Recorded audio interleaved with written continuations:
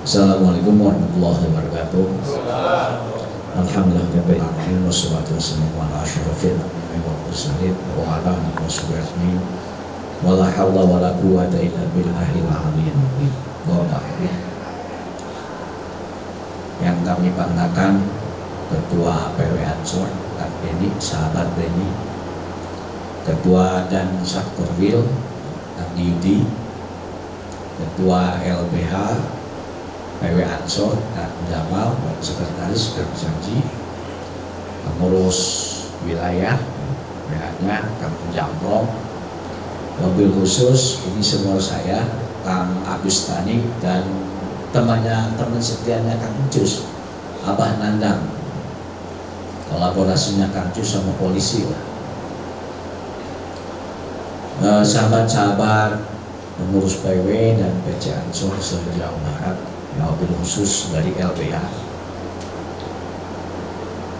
Jujur saya ingin sampaikan, pertama, saya ini menginjakan Galunggung ini yang kedua kalinya semenjak Galunggung ini ada.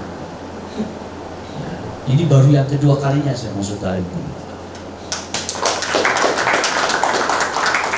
Pertama, saya masuk Galunggung pada saat 7 harinya Gus Dur. Ya, pada pelaksanaan pada saat saya jadi ketua Ansor, PW Ansor, kita yang pertama menyelenggarakan 7 harinya Gus Dur, baru setelah itu PWNU. Ini di masjid sebelah, dan saya baru pertama kali menginjak PWNU. Nah, yang sekarang yang kedua, itu juga karena peristiwa wafat ya Gus Dur. Dan hari ini juga jujur saya mau karena peristiwa wafat juga Kang Jus. Kenapa saya tidak mau menginjakan ke Galunggung? Saya ini politisi. Saya orang yang paling keras ingin memisahkan antara politisi dengan jamiah. Biarlah jamiah ini menjadi wadah bersama. Salah satu wujud komitmen saya tidak pernah mau diajak masuk pengurus PWNU apapun. Karena saya politisi. Saya tidak ingin mencampuri dan mengotori ruang saya. Rumah besar saya itu NU. Itu saja. Apakah teman-teman setuju atau tidak, nggak penting. Ini komitmen saya secara pribadi. Makanya saya itu baru kedua kali ini saya masuk. Dan peristiwanya bukan Rajaban, bukan Muludan, bukan peringatan apa, enggak. Tapi karena kematian awalnya Kang Jus. Nah, tadi Kang Agus bilang suruh ke depan, tidak mau. Saya tadi di rumah bilang, ya sudah usah doa amat, di rumah juga nyampe doa amat lah. Itu. Tapi ketika terlihat Jus, jujur ya, kalau kata ketua tadi, Jus itu dianggap lebih dekat, mungkin Jus salah satu kader saya yang paling konsisten di dunia profesional. Jus itu ikut saya sejak PMI. Jus itu ikut di sekretariat Ansor itu semenjak mungkin 15 tahun yang lalu. Pada saat saya di politik dan semua teman-teman juga pada aktif di politik, Jus lah orang yang saya larang tidak boleh masuk politik. Walaupun saya sebagai pengurus politik dan penguasa politik saat itu. Jus yang tidak boleh, tegas saya tidak boleh masuk politik. Kenapa? Ya mungkin tadi apa yang disampaikan Kang Denny visinya sama. Kita tuh banyak politisi, banyak pengusaha, semua orang profesional diisi, tapi ruang advokat ini nggak ada. Keprihatinan itu yang membuat Kang Jus dengan gigi dia bertahan dalam kesendiriannya. Jadi saya sepakat tadi, betul apa kata Kang Denny. LBH bukan hanya di ini, mungkin bukan hanya di Ansor. Jawa Barat ini jadi pelopor. Ada LBH ini. Dan real Ya sahabat-sahabat semua, saya yakin inilah karya-karya Kang Encus.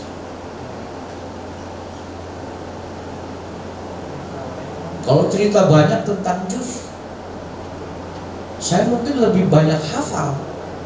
Karena mungkin kata Kang Agus tadi, saya orang yang menikahkan Encus. Pertama menikah itu ya, menikahkan Kang Encus itu di Bekasi ya. Mungkin saya saat itu yang mendorong dia harus nikah.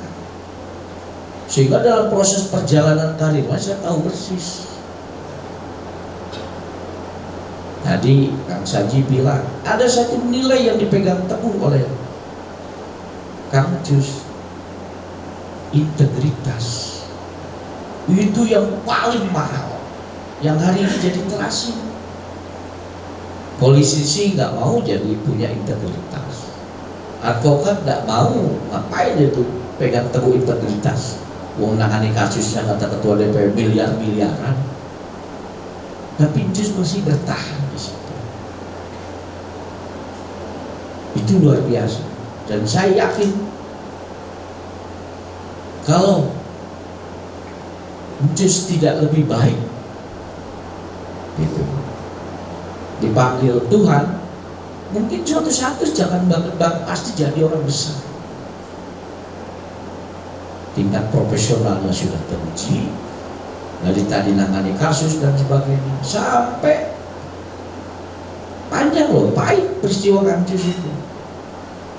Kang Encus itu ditelah advokat tukang ngurus cerai kok. Nah, semua teman-teman PGB, teman-teman Ancor yang bercerai, semuanya pasti Kang Encus yang nangani. Dari mulai citra advokat tukang cerai naik terus.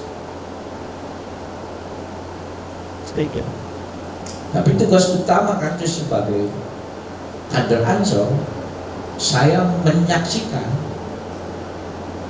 beliau itu telah menjalankan dengan sepenuh hati dan produknya, hasilnya terlihat semua.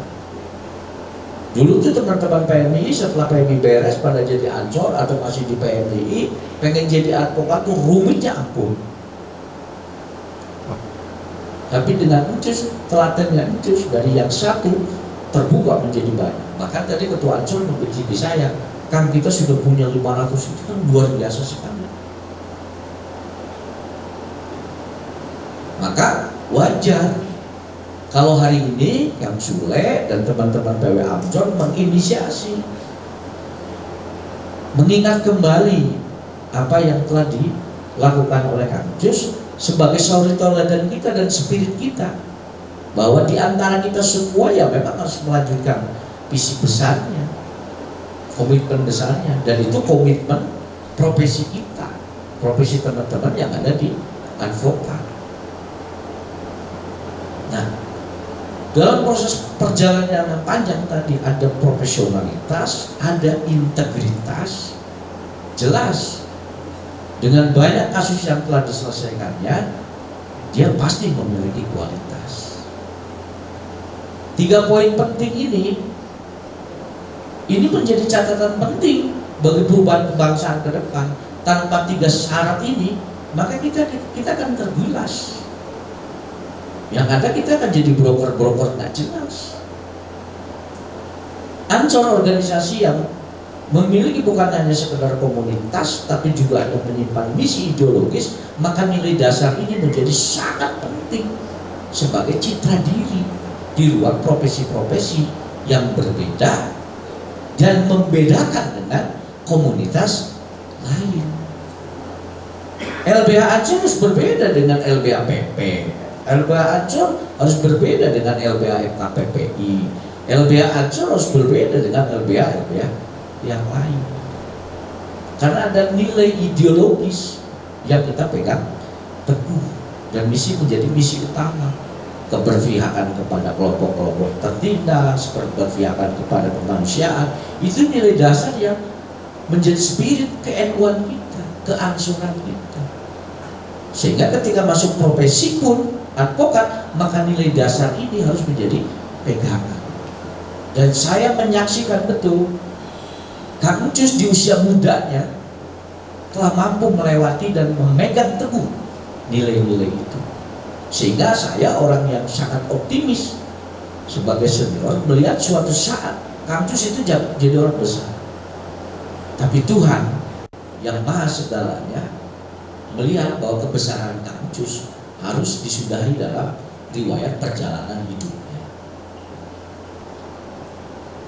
Jus meninggal disolatkan di Masjid PWNU, Masjid Galunggung. Ini tradisi bagus. Dan hari ini kita juga merayakan, mengingat kembali apa yang rintisan-rintisan atau karya inisiatif apapun yang dilakukan oleh Jus. Dan ini nampaknya bagus dikembangkan di Ansor, memulai tradisi saling menghargai antar kita. Siapa tahu takdir urusan Allah, mungkin saya lebih tua, bisa-bisa ketua dulu atau dan Jakobil dulu kan. Jadi siapapun yang berkarya di organisasi ini, menurut saya penting, ya penting untuk kita coba hormati sebagaimana layaknya jasa-jasa dan rintisan yang telah dia lakukan. Dan terakhir, ya saya jujur bangga apa yang dilakukan oleh Kang Denny, ya, sebagai ketua PW Ansor, ya. Sebagai ketua PW Ansor telah menunjukkan eksistensi sebagai organisasi yang bisa melampaui organisasi-organisasi yang lain. Nah, ini catatan yang sangat luar biasa sekali bagi perjalanan Ansor. Dan ini harus diteruskan oleh generasi-generasi selanjutnya.